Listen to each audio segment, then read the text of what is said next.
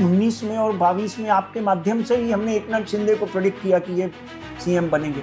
26/3/2026 तक देवेंद्र फडणवीस की कुंडली में केतु की अंतर्दशा है। घड़ियाल का झंडा लेकर सुप्रिया सुले और दादा, युति टिकने वाली है। ये युति टिकने वाली है क्योंकि इसमें दो व्यक्ति बहुत महत्वपूर्ण है। क्या एकनाथ शिंदे कभी इन दोनों भाइयों के साथ सरकार बना पाएंगे क्या? नहीं, यहां भी पॉसिबल है। मुंबई महानगर पालिका में जो मेयर होगा वो भारतीय जनता पार्टी का। 2032-34 तक आदित्य ठाकरे शिवसेना प्रमुख नहीं बनेंगे। बीजेपी आराम से 65 से 75 सीट लेके जाती है। लोग इवन भारतीय जनता पार्टी छोड़कर भी कई लोगों ने उनको ज्वाइन किया है और वो सूर्य का नाम है देवेंद्र गंगाधर फडणवीस। राज्यातल्या 29 महानगरपालिकांच्या निवडणुका 15 तारखेला होणार आहेत। या निवडणुकीचा सगळ्यात मोठा सेंटर ऑफ अट्रॅक्शन म्हणजे अगदी सगळ्यात महत्त्वाचा मध्यबिंदू काय असेल तर ते ठाकरे ब्रँडची युती। शिवसेना उद्धव बाळासाहेब ठाकरे यांचा शिवसेना हा पक्ष आणि राज ठाकरे यांचा महाराष्ट्र नवनिर्माण सेना हा पक्ष, या दोघांनी 20 वर्षानंतर एकत्र येणं पसंत केलेलं आहे। या दोन्ही भावांचं एकत्र येणं नेमकं किती परिणामकारक होणार आहे आणि ही मुंबई महानगरपालिका कोण जिंकणार आहे, या सगळ्या गोष्टी आपण समजून घेणार आहोत। अर्थात आपल्या बरोबर या कार्यक्रमामध्ये सहभागी झालेले आहेत ते कोणी राजकीय नेते नाही आहेत, पण अनेक राजकारण्यांची झोप उडवणारे ज्येष्ठ राजकीय विश्लेषक आणि ज्योतिषी पंडित राजकुमार शर्मा। मी पंडित राजकुमार शर्मा यांच्या बरोबर अगदी छोटासा हा कार्यक्रम करणार आहे, ज्यातून तुम्हाला काही महत्त्वाच्या प्रश्नांची उत्तरं मिळू शकणार आहे। पंडितजी, टाइम महाराष्ट्राच्या या विशेष कार्यक्रमात आपलं खूप खूप स्वागत। मला कल्पना आहे की तुमच्याकडे खूप कमी वेळ आहे आणि मलाही खूपच कमी प्रश्न विचारून तुम्हाला एक असा कार्यक्रम आपल्या प्रेक्षकांपर्यंत पोहोचवायचा आहे की ज्याच्यासाठी प्रेक्षक आसुसलेले आहेत। आपलं खूप खूप स्वागत। धन्यवाद धन्यवाद। आज संकष्टी है। ओम नमो भगवते वासुदेवाय नमः। गजाननं भूतगणादिसेवितं कपितजम्बू फलचारु भक्षणं उमासुतं शोक विनाशकारकं नमामि विघ्नेश्वर पाद पंकजम। महाराष्ट्र के आराध्य कौन है? गणपति बप्पा। हरिओम। पंडित जी, मला सांगा, आज तुम्ही आता म्हणालात की आपण आज ज्या वेळेला हे शूटिंग करतोय त्यावेळेला अंगारकी चतुर्थी आहे। बिल्कुल। अंगारकी चतुर्थी ही मंगळवारची येते आणि मंगळ किंवा मंगल व्हावं याच्यासाठी आपण सगळे गणपतीची उपासना करत असतो। गणपती हा विघ्नांचं हरण करणारी देवता म्हणून आपण त्याच्याकडे पाहतो। मुंबईच्या विघ्नांचं हरण करण्यासाठी आता सध्या सगळीकडे राजकीय वातावरण तापलंय। मुंबईकर आणि मुंबईच्या विघ्नांचं हरण करणारा पक्ष कोण असेल असं तुम्हाला वाटतं? आता सध्या निवडणुकीमध्ये शिवसेना आणि म्हणजे एकनाथ शिंदेची शिवसेना आणि देवेंद्र फडणवीस यांचा भाजप आहे। उद्धव ठाकरे आणि राज ठाकरे यांची युती आहे। राष्ट्रवादी काँग्रेस आहे। यापैकीचं कोणाची सत्ता मुंबईवर येईल असं तुम्हाला वाटतं? देखिए, महाराष्ट्र की जन्म तारीख है 1/5/1960, जब वो गुजरात से अलग हुआ। तो एस्ट्रोलॉजिकली ज्योतिषीय आधार पर हम महाराष्ट्र की कुंडली, उसके बाद देवेंद्र फडणवीस की कुंडली, उसके बाद उद्धव जी की कुंडली, उसके बाद राज जी की कुंडली और एकनाथ शिंदे की कुंडली, इन सारी कुंडलियों का जब हम अध्ययन करते हैं तो मुंबई की कुंडली जो मिथुन राशि की है और मिथुन राशि के हिसाब से स्वामी बुध बनता है। और इस वक्त मुंबई की कुंडली में केतु की महादशा चल रही है। और अगर हम मुख्य कुंडलियों की बात करें, जैसे राज ठाकरे साहब की मकर राशि है, उद्धव जी की सिंह राशि है, देवेंद्र फडणवीस की कुंभ राशि है, एकनाथ शिंदे की धनु राशि है। कुंभ राशि के ऊपर अभी भी 7.5 लगी हुई है, मगर केतु की महादशा में देवेंद्र 2022 में और 2019 में सीएम बनते बनते रह गए। जैसे जैसे केतु की महादशा खत्म होती है, जो 26/3/2026 को खत्म हो रही है, 7.5 भी उनकी खत्म हो रही है, तो कहीं ना कहीं देवेंद्र फडणवीस को वापस आने में, वो बोल रहा था ना कि मैं मी परत येणार, और परत आले आणि दाखवला लोकाला की मी काय पण करू शकतो. आज जो आपने सवाल किया इसमें मैं सारी कुंडलियों का विश्लेषण करने के बाद, ध्यान से सुनिए, भारतीय जनता पार्टी की कुंडली का मैंने अध्ययन किया जो 6/4/1980 में इसका जन्म हुआ दिल्ली में। भारत की कुंडली का अध्ययन किया जो 15/8/1947 में हमारे देश का जन्म हुआ। उसके बाद आदरणीय नरेंद्र मोदी, मिसेस सोनिया गांधी, ये बहुत सी कुंडलियों का अध्ययन करना पड़ता है। ऐसे ही नहीं आप बोलते हो आपकी सब भविष्यवाणियां सत्य होती हैं, तो बहुत अध्ययन, बहुत संघर्ष करना पड़ता है कुछ बोलने के लिए। सर, केतू की महादशा देवेंद्र फडणवीस की शेवटचा काल आहे, मराठीत म्हणून तर शेवटच्या कालमध्ये अंतिम टप्प्यात आहे. अंतिम टप्प्यात आहे। शनि की साढ़े अंतिम टप्पे पर है। जब भी राहु केतु शनि शुक्र आपको तकलीफ देते हैं तो जाते हुए बोलते हैं कि विजयी भव, आयुष्मान भव, जाते हुए आपको एक जैकपॉट देके जाते हैं। अगर हम भारतीय जनता पार्टी और एकनाथ शिंदे की कुंडली का विवरण करते हैं, विश्लेषण करते हैं, तो देवेंद्र फडणवीस की कुंडली के ऊपर पहले मैं सबसे ज्यादा विश्लेषण करता हूं को 19 में और 22 में आपके माध्यम से ही हमने एकनाथ शिंदे को प्रेडिक्ट किया कि ये सीएम बनेंगे। आज की अगर हम बात करें तो सब मोटा मोटी मैं एक आपको बताना चाहता हूं कि मुंबई महानगर पालिका में जो मेयर होगा वो भारतीय जनता पार्टी का होगा। नाही, म्हणजे जिंकणार शिवसेना, शिंदे आणि भाजप, असं तुम्हाला म्हणायचंय? देखिए, एकनाथ की कुंडली में धनु राशि में राहु की महादशा चल रही है।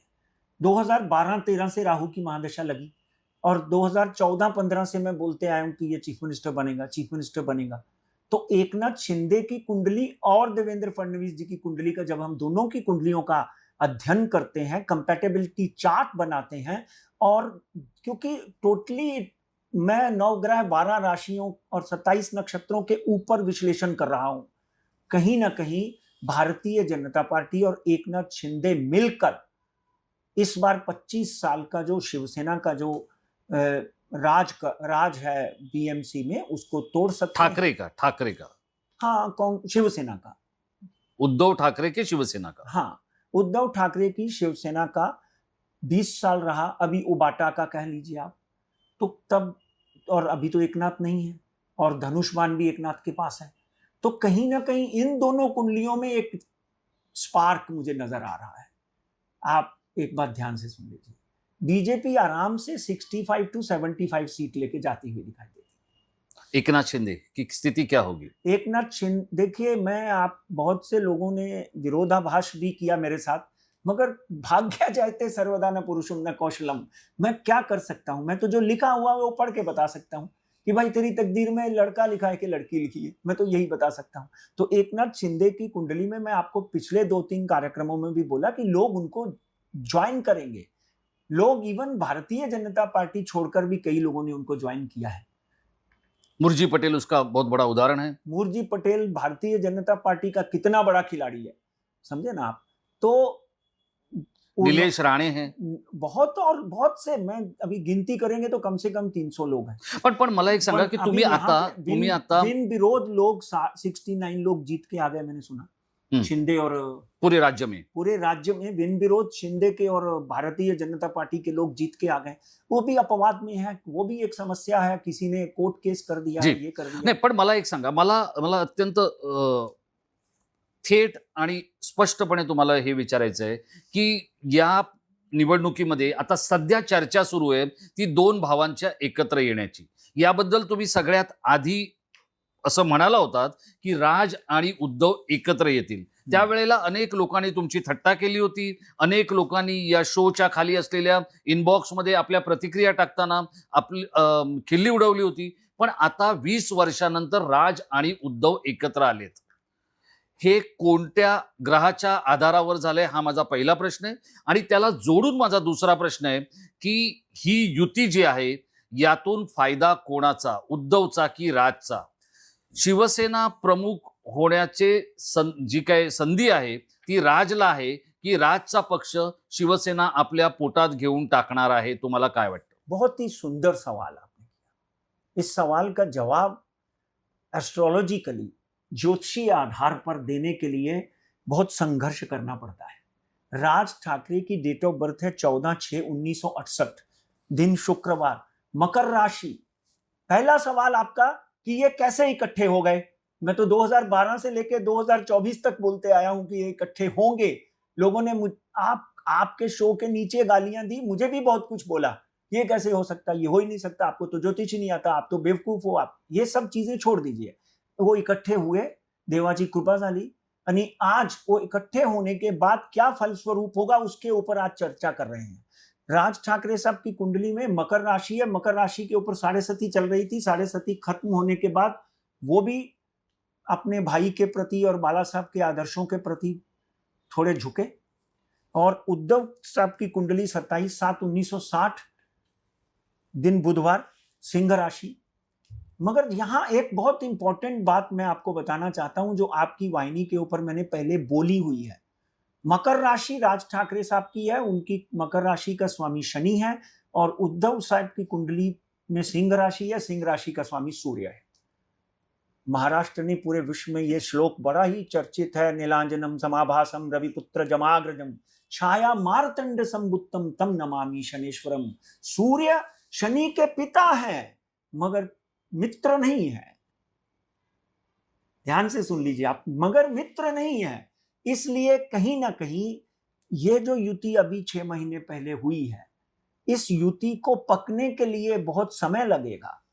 आगे आने वाले दिनों में 2 सितारे इस महाराष्ट्र में उभर के आएंगे। एक का नाम होगा आदित्य उद्धव ठाकरे और दूसरे का नाम होगा अमित राज ठाकरे। ध्यान रखिए।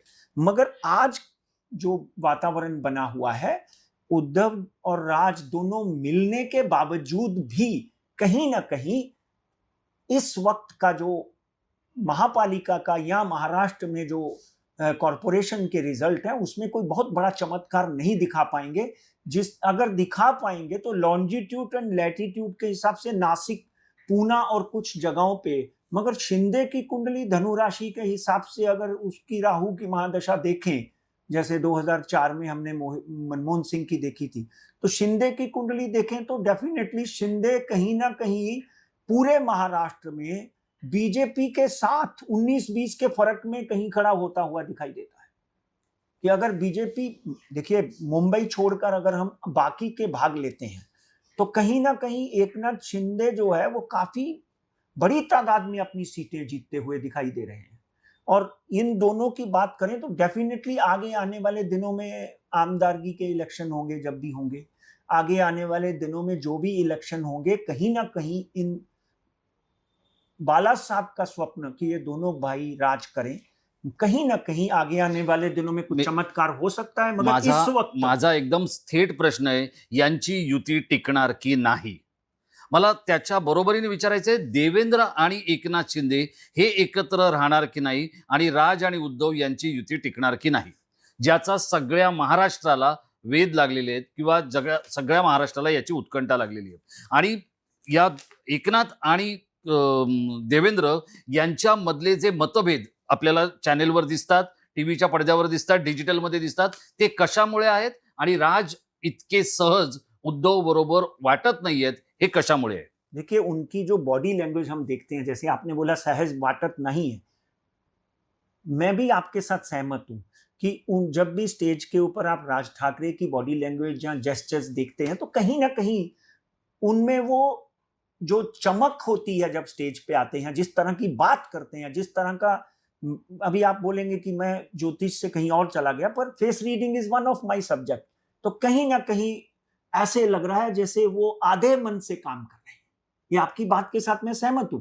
मगर युति टिकने वाली है, ये युति टिकने वाली है क्योंकि इसमें 2 व्यक्ति बहुत महत्वपूर्ण है।